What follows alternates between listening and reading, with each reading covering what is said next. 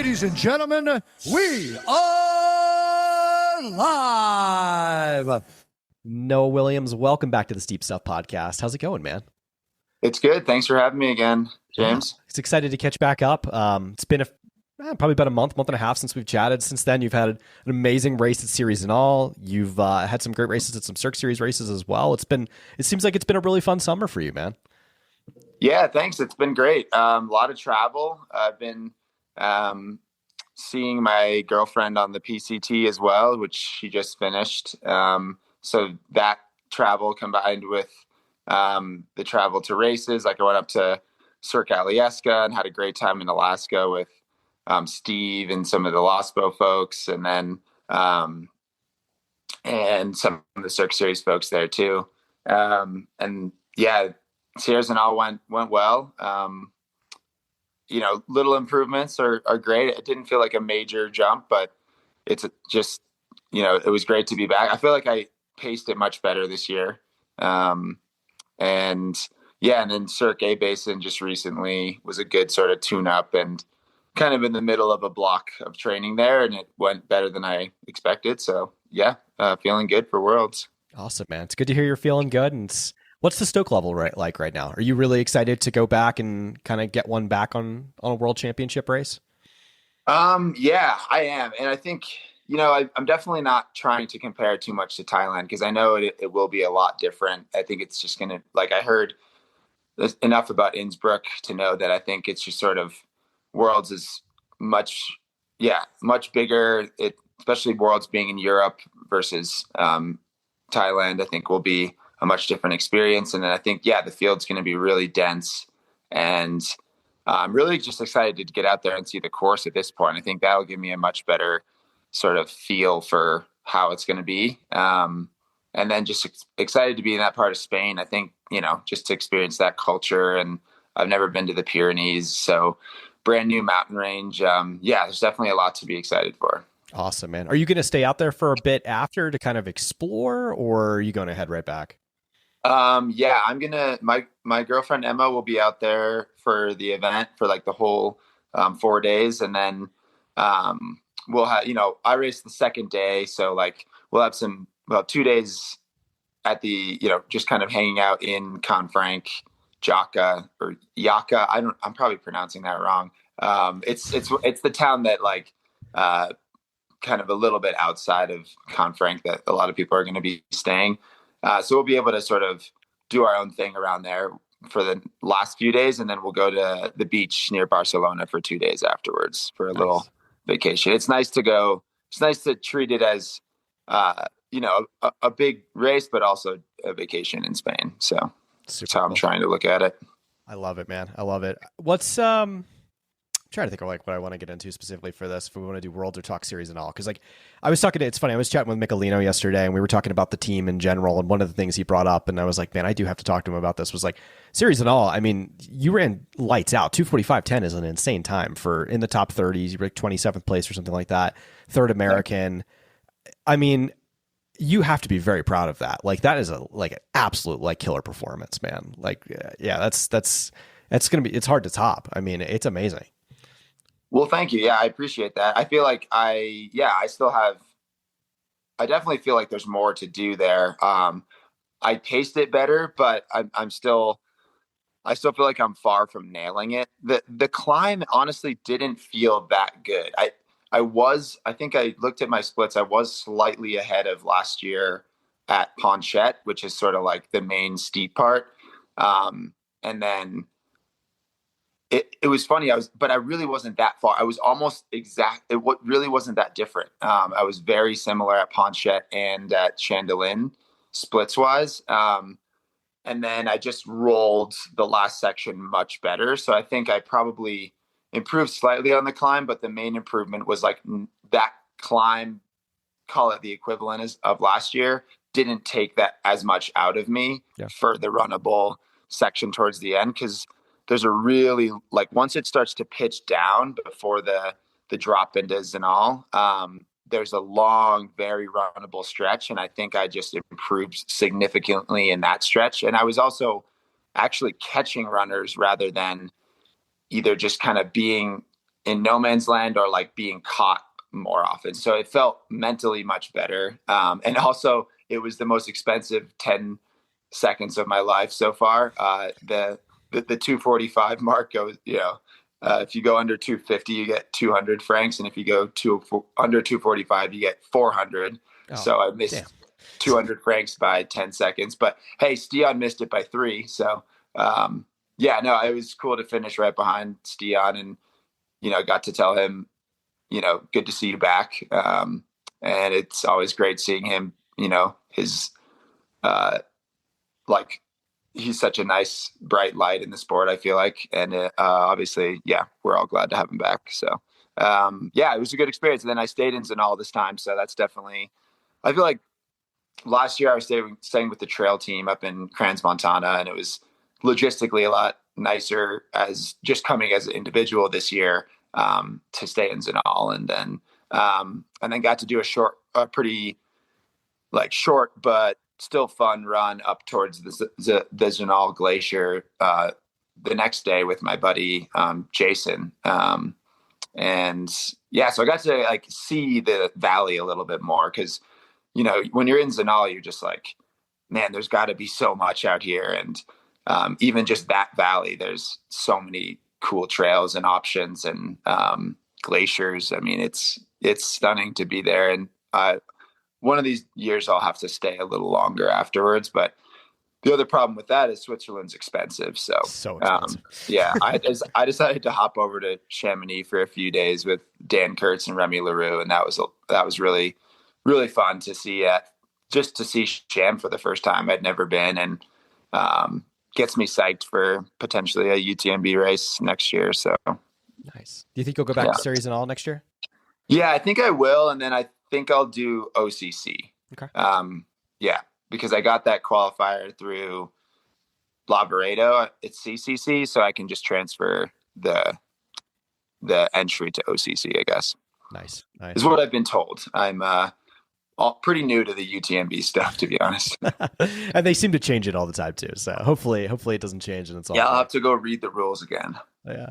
What? All right. So this is just a one-off question related to Sierre-Zinal. Did you just feel like, did you change anything in your training specifically for this race going around, like into it, as far as feeling more comfortable on that climb and being able to transition off that into the rollers and into the descent and just not feeling as wrecked? Would you just equate it to just being fitter all around? Like, what do you think about that? I think the latter. I think being fitter all around. I think I definitely was less specific this year for Sierre-Zinal because, pretty much after the Broken Arrow Lavaredo double, it was training wise, the focus shifted to training for, a 45K with 12,000 feet, which is what Worlds will be. So less specific, didn't do. So I wasn't, last year I had some very specific Sierre-Zinal, the classic Killian, like flat run or steep climbing, flat running, steep climbing, flat running type thing. I did a couple of those that were back and forth. And I think just overall I'm stronger and like felt like I could run faster after that climb, because I think the climb just didn't take it out of me as much, which was funny because I think, it felt worse. Like the climb, actually, I was worried I was behind splits. And I was just thinking, like, I kind of had a mental low a little before Ponchette thinking, man, I'm just not on it this year.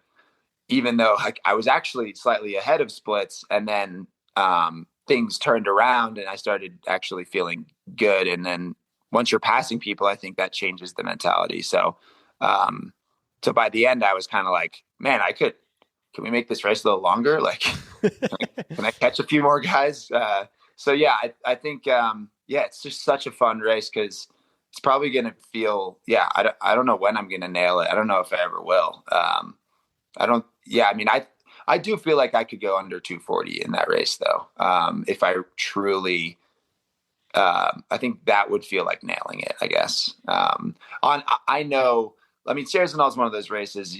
It gives you the sense of it's the truly most competitive race in the sport. And so I'm definitely like, I know where I stand in terms of I will probably never win Sierre-Zinal. Like that is sort of out of the question. But I think a sub 240, top 20, maybe top 15 on a certain year, like that could be, yeah, that would be nailing it for me, I guess. That's confidence building time, man. I mean, that's insane. Like that's amongst the best in the world, which is kind of cool when you think. Yeah, thanks. It definitely gives me confidence going into this weekend or next weekend. Yeah. Let's talk about that. Let's get into next weekend and get into the world's conversation. I think it's common knowledge now. It's a big time bummer. Ryan Becker's not going to be competing with you guys this year, due to injury. So Max King, I know I feel so bad for Ryan, but Max King is going to be taking his place. Max, while we shift kind of gears with one guy out, one guy in, Max also has a ton of experience, having been on numerous worlds teams, including he was with you. I think he was with you guys in Chiang Mai as well. Yeah. With that leadership and that dynamic, do you think that's going to help you guys immensely? Kind of pull together as a team when it comes to, I don't know, just kind of the team formatting and things like that. Yeah, I think it's great having experience like Max coming in. I mean, he's just like a really good person. And I think what's great about Max is he can be at a big event like that. And then we can talk about, skiing or like, we don't have to like, he's not, some folks just nerd out about running the whole time with each other. And that's fine. We're going to do that. We're all trail running nerds for the most part. But I think it's nice to have, folks who are just really comfortable with that kind of event and that kind of pressure and not letting it affect them too much. He definitely is the kind of guy that leads by example. And it'll be exciting to see him. I think, we're the only two returning from the Chiang Mai team. So it'll be fun to reminisce about Chiang Mai and I like Max. He's awesome. I definitely, but on the other hand, it's definitely, I'm super bummed for Ryan. I think, Speed Goat was awesome. And I guess maybe, I don't exactly know what happened, but I think it sounds like that might've pushed him over the edge. And, tore his post tip. And I mean, the post tip is so brutal. Like, but he's tried as hard as he could. I mean, he was biking a ton and, I'm sure it'll come around one of these years, Ryan. It's not the end, of course. And I'm excited to see what he does in the future. But he definitely deserved that spot, and it's the right decision for the team. So it's a hard decision to make, though, and I respect his maturity there. So with the team you guys are rolling up with, I mean, this is amongst the teams. This team's pretty deep.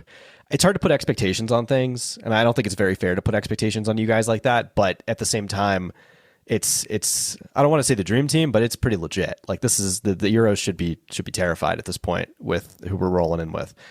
Obviously, it's a little nationalist to say that, but I still love my guys on my team. What's your expectation for this? Like, how do you feel going into this race? I mean, I think it's fine to set those expectations on us. I think we are coming in just off the numbers. I mean, you could probably do some statistical analysis on ITRA or UTMB scores. And we certainly all belong in the top 20. I think my reach goal is, I've been saying this for a while, is top 10. And if I'm top 10 and 2 or 3 of my teammates are ahead of me, there's no reason we can't win gold. So I think gold is definitely the goal. I mean, we have to, I don't feel like I felt this way in Thailand necessarily. I also just didn't have as much context, and I didn't know the Euro competition as well as I do now. But knowing the Euro competition, I mean, they're France is bringing a crazy team, Spain, Italy, they're always in there. But I think now that I know a few of those athletes on those teams now, I think I know that certainly, David and Eli are going to be right up there in the front group. And I think if a few of us are trailing a little bit back, and still in sort of top 10 striking distance. I think, yeah, I don't see why we can't win gold. So it's really exciting. But again, it's tough right now because I just can't visualize it. I have to, I want to see the course, and it's like I could visualize it happening at Sierre-Zinal, right? But it's not. It's like it's going to take 5 hours, maybe even 5.5, 6. It's kind of that's where I'd have to. So there's like a lot of excitement around the people in the race, not just the U.S. but the other strong teams, and then I just can't picture where we're all going to be right now. But I think they were thinking just under 5 hours for the top guys, but to me, like for 12,000 feet of climbing and descending, I mean, it's hard to imagine that running that quickly. I guess we're at lower elevation too, so I'm kind of used to like suffering at 4,000 meters. But yeah, that's fast. That's a really fast, like 12,000 feet. And maybe that is how the course is. I'm excited. I'm rooming with Michelino, and he's been out there for a couple weeks. So definitely, that's a delight. There you go. Yeah, very excited. I was happy to see the roommate list, and yeah, so excited to hear from him about the course, and he already has given us a lot of info over text. So yeah, it's interesting. I mean, just from talking to him and hearing what he had to say about it, like very runnable climbs, a lot of technical descending. I think the runnable climbs specifically translate for American men to do or Americans in general, from the runnable climbing, I think to do pretty well. Yeah. What do you think about? We tend to pitter patter, and we don't have poles. That's the American sort of trope in international trail, I feel like. But I do think that some of us are going to be using poles. I personally won't be. I haven't been training with them, and I've been doing very steep climbing leading up to this, or during this block, and I just feel like I'd rather put my hands on my knees and just hike super hard, and I think if it gets rocky and technical, it's sort of a disadvantage to have poles. So but I know we can like pick them up at certain spots and drop them off, I think too. So anyway, these logistical things I have, we'll figure it out in a couple days here. Cool. All right. Last question. If it's the day you guys won out there, it's the day we're hoping you guys have, what would that mean to you to not just represent Team USA like you have already, but also win a medal for Team USA? I mean, yeah, it would mean a lot. I just think there are so many runners that have the potential for this to be on this team in the future and are waiting in the wings, so to speak. I mean, just thinking about the Broken Arrow race being the main qualifier, like, there's just so many guys that were not very far behind me at Broken Arrow in that top 10, top 20, that all of them, a couple percentage points difference in certain factors, just, they could have been in there. And so, yeah, I just want to do it for that next generation and, inspire some runners some American trail runners to do the same, and to show them that we are the best in the world, or we can be.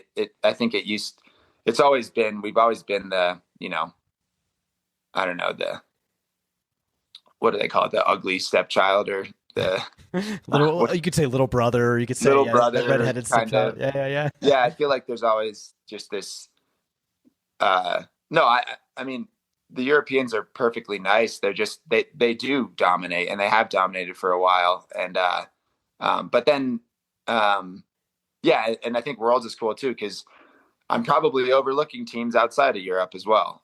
So I think it's exciting. Definitely nothing's guaranteed, but I think, yeah, I'm going in trying to represent American trail running as best we can. I mean, I think the flag has all kinds of other meanings and connotations right now, and it's kind of complicated politically, but I think what's cool about sport is that it can ride above some of that political BS, for lack of a better term, and